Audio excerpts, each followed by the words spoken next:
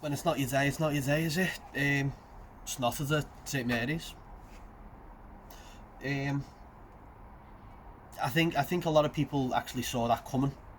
The way things were, obviously with the Richarlison sending off, I think we were gonna struggle without him.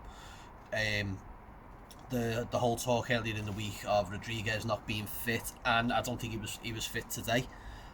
And unfortunately, we paid the price. But all right, I think like I said, we were waiting for it to happen. It was only a matter of time.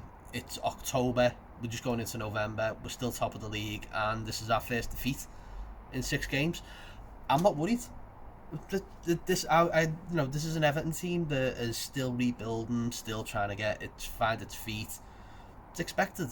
We're gonna lose personnel. We're gonna lose them to injury, to suspension now, um, and just chalk it up to a bad day at the office. Really, just one of those things with Everton. Like I say, I'm not overly concerned. Where do we go from here? Then we just got to dust ourselves off for the next game.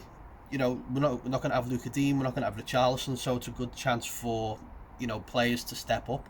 And let's look at the whole game now. Then there's players there in that midfield that didn't step up. You know, Iwobi was poor. I thought Bernard didn't really do much when he come on, and the service to Calvert-Lewin from that midfield was poor. I thought Allen maybe isn't fit still. Doucouré was off it. The whole midfield were just completely inanimate, and the whole game seemed to just turn when Sigurdsson hit the bar.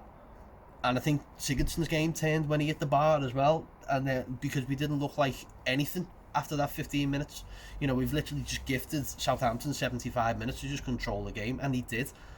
There was no width. Godfrey had a nightmare, but again, he had nothing in front of him to support him. So I'm not going to be saying much about Ben Godfrey. He's just had to come in and defend. That's all he's had to do, really, and that's all he's been able to do. He's not been able to get forward. Not in front of Luka Dean, which would normally be Richarlison. Didn't seem to happen. Rodriguez, again, I think probably is still injured from that knock from last week. Alan, still injured. And, alright, take it on the chin and move on. I think that's what we've got to do.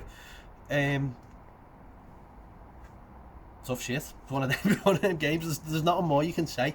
Do we look at appealing the red card for Luka Dean? Yeah. Do I think we'll get anything for it? I don't think so. I think with the way the media is and the way Sky and the FA are with Everton, we're not going to get a sniff at it. But at the same token, I think personally it was a red card.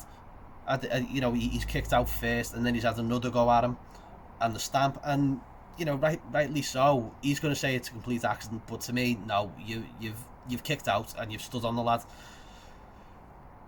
For the second week in a row, we're down to 10 men. But looking at that game today was like being back to typical last season's Everton, because it was slow, it was drab, it was bereft of ideas. But I also think I put that down to fitness. I put that down to players not being played in the natural position. Chalk it up however you want. We didn't play well. We didn't deserve anything out of it. I'll be honest. Southampton, every time we had the ball, they had 2 or 3 around us. And fine. Again, there's nothing we just did nothing to counter it. I'm sure Carlo will be extremely disappointed and should be balling that team out in the changes there. But as I said towards the start, we're still top. We've lost 1 game in 6. We're now coming into November, and it's going to be a tricky couple of months now. So we've got to have players back and fit and ready to go, and hopefully we'll get that. But at the moment, there's going to be players who are out. Obviously, with Luka Dean still now being out for the next 3 games, gives Niels Nkunku a chance to step up. Hopefully, he takes that opportunity with both hands, because there's players there today who didn't do it. Anthony Gordon come in and was a different player to anyone on that pitch today. They're the type of players I want to see taking their opportunities for Everton. So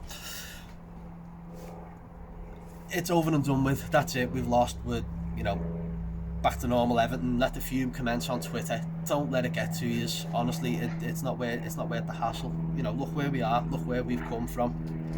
and look what we're capable of doing. So let us know what you think in the comments. Make sure you're subscribing to Falcon Blues TV. Follow us on Falcon Blues TV on Twitter as well. Till then, up the fucking toffees. Colin Chong, still top of the league.